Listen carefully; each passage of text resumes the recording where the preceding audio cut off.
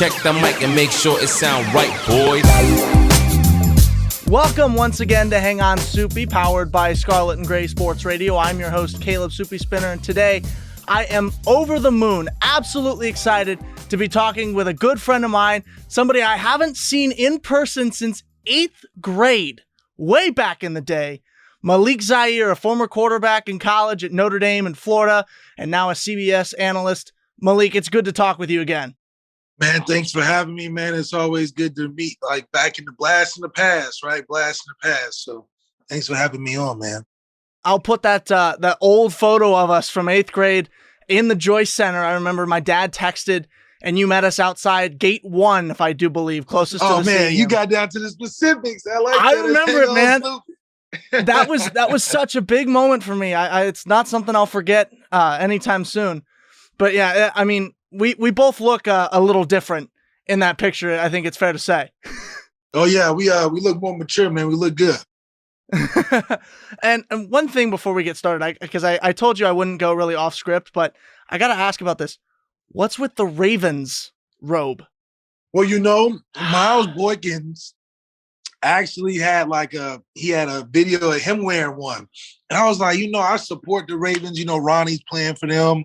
And, Lamar, I like Lamar a lot. So I hit up Miles like, yo, what I got to do to get one of those to fly? And then, obviously when you're comfortable in quarantine, at least you can rock with one of your teams you support. And going to Notre Dame, everybody's playing a little bit everywhere. So I can get a chance to get on different teams and stuff. So yeah, that's what this is for right here. That's what that's for. Yeah, Bake, man, is a good dude too. I always call the Baltimore Ravens the ex-Browns, given the history between the two organizations. Seriously, right? So, yeah, and J.K. Dobbins. The more they've been winning, the better it's been, making established for where they at. Yeah, I'm excited for that rivalry. But yeah, J.K. Dobbins is a Raven now from my school, Ohio State, so can't really hate on him too much anymore. So I'm going to get started into talking with you because there's a lot I want to get to here, a lot of good stuff that I want the audience to hear.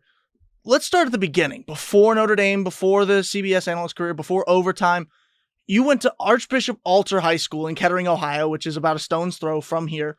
The school website describes Alter as, quote, a community that is founded in faith, preserved with pride, and sustained by spirit, end quote. In what ways did that experience and your experience there and the focus on faith influence you during your school day? It just gives you a bigger purpose. When you have a foundation of a spiritual value in some sense, you get a chance to feel grounded and know that when you work and there's a bigger reward and you're doing it for a bigger reason. So having a good foundation like that going through Alter, it gave me the confidence to continue my process and focus on the right things to make it happen. Faith, we talked about in the third episode of the show, we talked with St. Ignatius coach Mike McLaughlin and Luciano Picotto of the soccer team that theology, and we'll get to this in a second, but theology, it set their program apart both in the classroom and on the field, and we'll talk to that a little bit here. How did faith and the Catholic teachings of the school influence you as an athlete on the football field? Well, I think it just shows you as a sense of community, and it gives you like a code of conduct. I think if anything, you have a general sense of a code of conduct of one belief in the same thing and how it resonates with everybody in their spirit. It really gives you a sense of home where, it's a respect level. So that respect level that you have, you can communicate that in and outside of the church and on the field or off the field or wherever the case. That code of conduct of respect is mutual, and it really makes it good. It feels good when you guys believe in the same thing. And that kind of adds, I would think, at least. I didn't go to a Catholic school. I didn't play much sports in high school aside from track and field, but I feel like that would help with the family aspect. A lot of football programs, one of the big things they preach is family, and sports in general, basketball, baseball, whatever you're talking about. But I would assume the shared faith of you guys at Alter really helped you guys come together more and gave you something to have as a common ground. Exactly, especially when you can buy into the same thing. It's all, I think, structurally, it makes sense when you're dealing with a football team of so many different people. Buying into something that, is a constant can always hold you together, especially when you go through the ups and downs of a season or, different people interacting with the team. So for us, it was a common space, and, we found strength from that, and it helped us prevail in a lot of situations. And speaking of prevailing, one of the ways you got ahead of the pack, if you will, is through the Elite 11 program. Tell me a little bit about what that is and how that helped you get into a spot where you could look for, a spot at the college level to play football. The Elite 11 was great because it was a great measurement stick, trying to define what it was to get to be one and considered the best in the country, because it's all the best in one camp. High school is 1,000 of quarterbacks out there. But in my belief, if I was able to find that route, I would be amongst people that are at the places that I want to go. So I was fortunate enough to work hard enough and find the right camps and took advantage of the right opportunities in those camps to get to the Elite 11. And it turned out that, me being in that space, I got to see the competition that we seen today, like Jared Goff, So, it was a great measurement stick, not only then, but still to this day. There's a guy at Ohio State. I obviously don't play football. I was never good enough for that ever. But whenever we'll play pickup football outside Lincoln Memorial Tower, and the quarterback we play with is an Elite 11 guy who's gotten into that program and is looking to walk on next year. So I've seen the level of talent firsthand that it takes to be one of those Elite 11 guys. So it's definitely not something to take lightly that you were a part of that.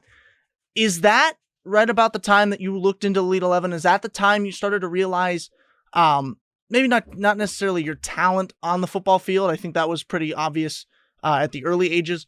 But is that when you realized, or your inspiration for wanting to play football at the next level?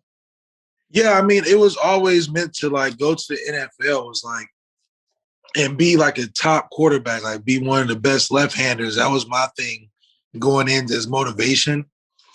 And then, what ended up happening was, through wanting to reach so high, you had to go through those levels of Elite 11, and it motivated me, and I was able to make the right moves. And the best thing about it was that getting a chance to prove yourself right is what it's all about, at the end of the day.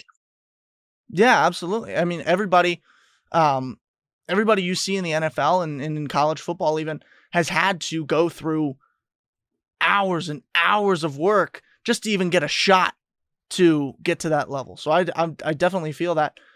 What different factors did you look at when choosing a college to further your academic and athletic career? I was never an athlete going into college. That was something I never had to worry about. My brother's getting recruited for cross country. It's something he has to deal with. But at least from my perspective, it's looking at program, it's looking at extracurriculars, it's looking at where I'm going to get an opportunity, the best opportunity the soonest. And with athletics, it's even more, because you got to love the coach, you got to love the program, you got to love the workouts, you got to be friends with the team, you got to see a spot for success there. What kind of came out as the front runners and things you looked for, and how did you go through the process of selecting a college? Well, it was at the time, it was Notre Dame was on my high list because they were contending for a national championship, and I liked the style of what they was doing on offense, and I felt like it would be the right fit. And that's kind of at that point was the pinnacle of college football quarterbacking, was to be a Notre Dame quarterback. So, it was something that I wanted to achieve, and, being a part of that program, it was definitely a great experience, and it was life-changing. Still is, if you ask me. Being a Notre Dame quarterback is still the pinnacle, but it's not everybody shares the sentiment. I go to Ohio State, but I am still a Notre Dame fan through and through. I bleed navy and gold as much as I do scarlet and gray. And that, of course. At the end of the college hunt, though, and you talked about this a little bit with the program that Notre Dame had, Notre Dame stood out among the pack. I know Ohio State was on your list, several other big football schools. Why did you end up choosing Notre Dame? A lot of it was just because of I wanted to be at that top level and playing all around the country to get a taste of a little bit of everybody. I felt like if you can win a national championship there, you can really, write your own ticket for whatever you want. So, Ohio State quarterback, obviously growing up, that's what everybody wanted to be, and following Braxton Miller real closely. I love what he was doing there, but, I just wanted to take my own route at Notre Dame. In my family, we call Notre Dame the promised land, of biblical reference to the promised land of the Israelites. And it sounds like, and this is even better because it fits the spiritual metaphor, that God's plan for you, God's path, cut right through the promised land. It's perfect. It's a perfect metaphor here. I love it. You enrolled at Notre Dame in 2013 as a film and television major. Some would call that foreshadowing for your eventual career in broadcast. I'm one of them. What prompted you to choose that major? Well, being a quarterback, I felt like, you had to be right in interviews and knowing about TV and going into understanding how it works. I felt like it was important to kind of be synonymous for what I wanted to do after school, so it made sense in the short term and ended up working out a long term so far. And that's something that you see even today. The best quarterbacks are not necessarily the ones who are only good on the field, but you've got to be just as good as off, because the media, you have a target on your back, whether it's after practice, whether it's after a loss, whatever the case, the media is always looking at you for something, whether it's good or bad. Mm-hmm. And I'm really glad you brought that up, because that is something that I've thought for a while, of the importance of understanding how to talk to the media, how to speak with class, and understand what's going to happen as soon as you step in front of those microphones and the cameras. So I'm really glad that you talked about that. I also looked at the film and television major at Notre Dame. It was a good school. I was afraid I wasn't going to get in, but I kind of wish I would have applied to Notre Dame just to see. But at the very least, we always, whenever we visit there, we have mass at the Basilica. So at the very least, you got another mass there. I love it there. Oh, it's something different, Yeah, the Catholic community there is just there's something about it. Seeing the students together, holding hands in the pews, and you feel spirituality, and then obviously going to the grotto afterwards, of course. Mm-hmm. Yeah. I mean, it's one of a kind, and that's the few things that you don't get at every university. Things that are that unique in that aspect. Yeah, and Notre Dame is definitely set apart from a lot of the Catholic universities. Getting back on track, though, of course, football was a lot of your reason attending Notre Dame. Of course, it was as much as academics almost. And for the Irish, you were coached by Brian Kelly, a guy that I've met, a guy who's a lot shorter in person than than he looks on TV. What lessons did he share with you and your team that still stick with you today? Coach Kelly's a great person to talk to when it comes to how to be great in front of the cameras and the media, and to respond and keep things in-house. So if anything, he always talks about speak about yourself first. And, it resonates when you are able to speak about yourself. You can really stay on track with how it aligns with the team. Yeah, absolutely. I was 6 foot in middle school the last time I went to a Notre Dame football camp, which is when I later on met you. And I remember going up, because every camper got a picture with him. And I remember going up to him, and he went up to my shoulder, and I looked down and I was like, I did not realize you were that tall. Yeah, he packs a punch. I tell you that. Oh yeah. Oh no, he's definitely intimidating, whatever size he was. That's something that I'll always remember about that trip. I'd imagine, though, that playing football at Notre Dame was similar to playing at Alter because of the faith aspect that followed you onto the field. In what ways was theology and that focus on faith prevalent during your practices and game days at Notre Dame? I think it just goes back to, to buying into the system and, just seeing it on a bigger scale, and how it is a very strong community in ideology and faith and spirituality.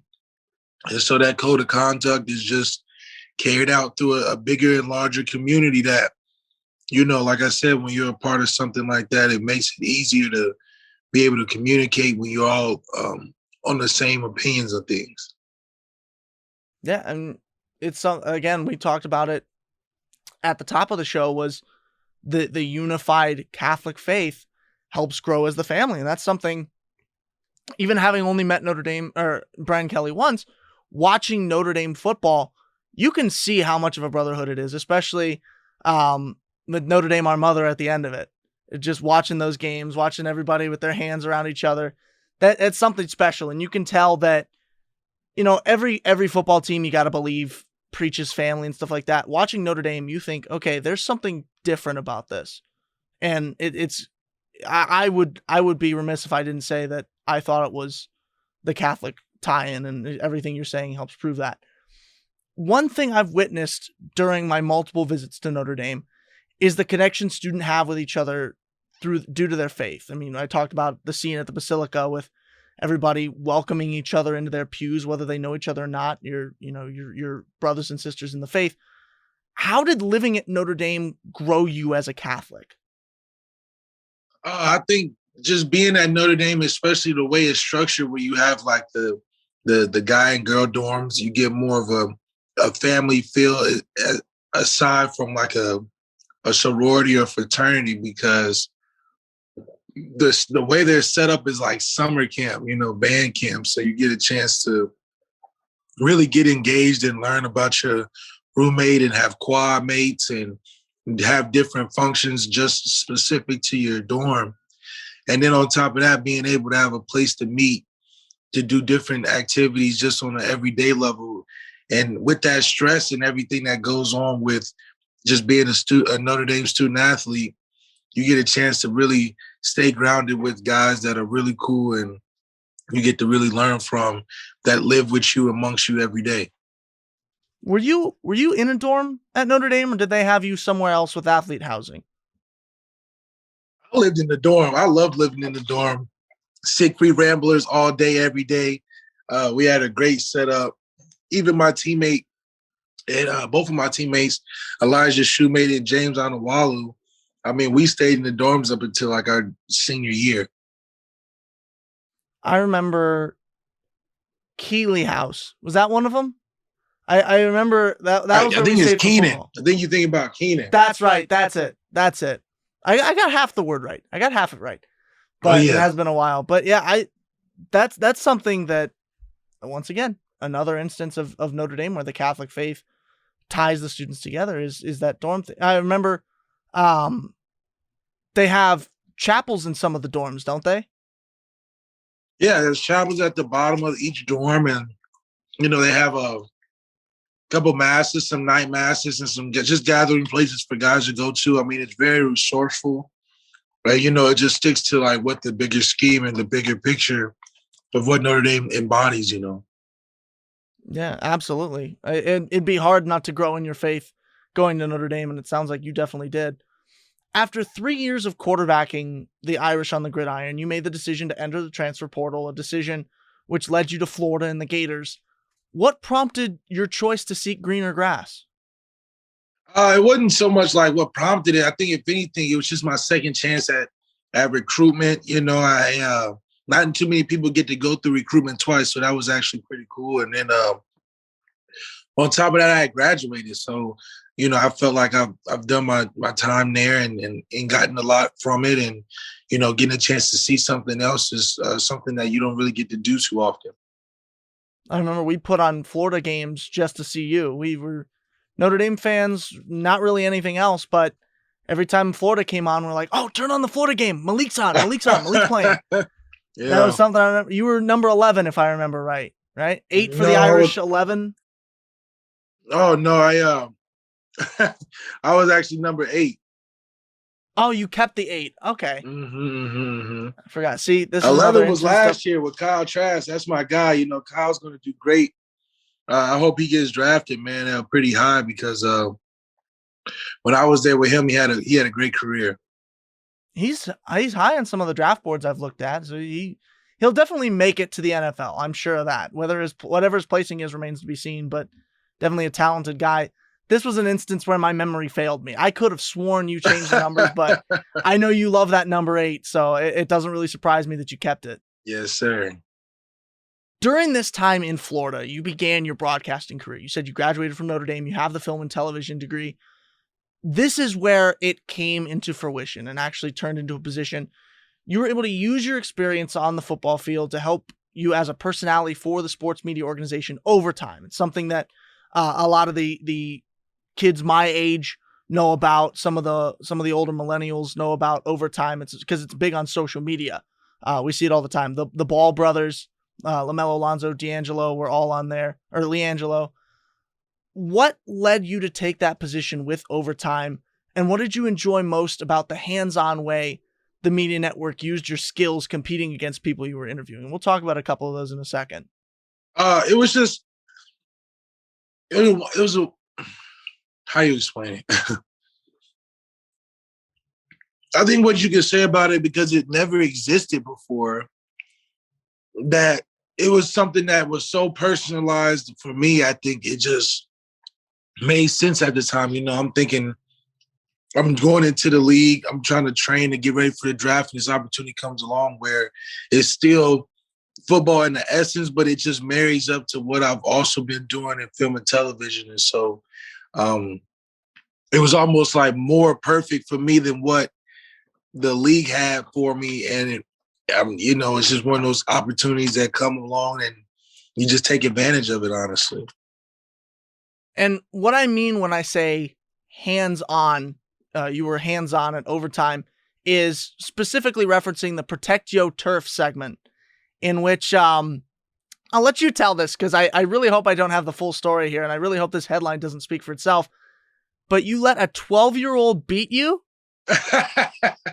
See, but that when it gets into entertainment, it still is entertainment, but oh no, it's definitely entertaining. I'm just wondering how you let that happen. Man.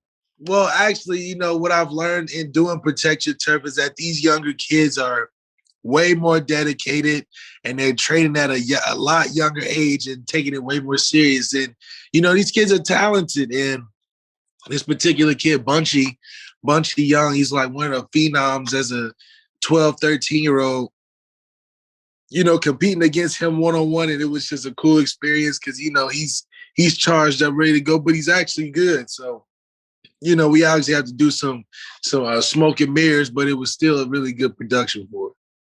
Yeah, we'll give you a pass then for the entertainment value. We'll give you a pass on that one. Although if you're ever faced with the chance again, I want you to absolutely destroy the kid, okay? Towards the end of your career with Overtime, you began working for SiriusXM. As a film and television major at Notre Dame, what made you want to join the radio business? Well, I think it helped with just for me working in at Overtime, being on camera. Radio wasn't too far off because at the time I wanted to do podcasting too. So the radio opportunity that came up, and it was a chance to start working on that to segue into, my own podcast at some point. Is that still a dream you have today? Hosting your own podcast at one point?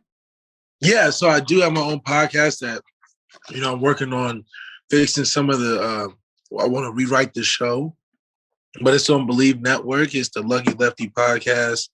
I'm still making it big, but I got some good episodes on there. I'll tell you what, we're 8 weeks into this show. The following is minimal, although we do get, we get a lot of people who listen to this more or less. Send me all that information when we're done with the recording, and I'll tag that in the description. I'll put that out to everybody who listens here, because I definitely know you've got a lot of experience that, put a mic in front of you, you could go for hours, I'm sure, without losing anybody's attention, just with all the entertaining stories. So send me all that information. I'll tag that in the description of the YouTube video here, and I'll tag it in the Scarlet and Gray Sports Radio SoundCloud page for this episode. We'll see. We'll do, man. That's definitely a lot of love, man. I'll definitely be promoting your stuff as well, man. Absolutely. I appreciate it. So after the radio, after the stint with SiriusXM, you made your return to television broadcasting. It's in your current position now as an analyst for CBS Sports. You've been with CBS for 2 seasons, And in that time, you've been able to witness some tremendous sports moments. And before I ask the question, I got to say, Greg Olson used to be my favorite player turned analyst until Really? 2 years ago. When obviously you started your career. So I should say that. But what are some of your favorite moments that you've gotten to call during your young career? I just think one of my favorite moments is just being in the Philadelphia Eagles Stadium, like where Troy Aikman and Troy Aikman does his work on Sunday football, and just seeing how I played on that field before, and then I'm in the booth on that field. So that's probably one of the cooler moments I've had so far. And then just being able to talk about the game on TV as opposed to from my couch makes it a lot more cool too. In a literal sense, you went from pads to the press box in that stadium. The last thing I'll leave you with this. You have so much life experience on the field, off the field, faith-based, socially. What advice would you give to athletes who may be considering a career in broadcasting after sports, but maybe don't know how to get that started? What would you tell them to do? Honestly, I would just say networking is the most important thing, because just like sports, there's a lot that you really can't control when it comes to entertainment or sports. But the best thing you can do to put yourself in the best position is to find the right people to connect with and have genuine relationships. Your conversation should be 90% based on everything else but talking about what you really want to do. I just think it's important to have genuine relationships if it requires you in getting anywhere in entertainment and athletics. Well, I enjoyed getting to catch up with our genuine relationship because it has been a while. I enjoyed getting to check in on you. Thanks so much for coming on here. Look forward to staying in contact with you. And then as soon as football season rolls around, you bet I'm tuning into CBS. I'm going to have my eyes on you, okay? Yeah, you got to. Show up. Continue to show up, man. Some good stuff. I appreciate you, man. Thank you so much. Also, we'll show some love to the Lucky Lefty podcast, of course. We'll tag that in the description. If you like Hang On Supi, I'm sure you'll love the Lucky Lefty Sports podcast. So we'll tag that in the bottom. Make sure to drop a follow, liked it, whatever it is. Circle, square, tap dance all over it. Show Lucky Lefty some love here. As always, you can catch the podcast form of Hang On Supi on Wednesdays. The video of the episode releases on Fridays on Instagram, TV, and YouTube. The podcast can be found at scarletandgraysportsradio.com, SGSR's website, and the SGSR SoundCloud page. Once again, Scarlet and Gray Sports Radio. Thank you to Malik Zaire, Lucky Lefty, once again for coming on to the show. I'll see you next week. I'm Caleb Spinner. But until then, that's the show. I'm out of here.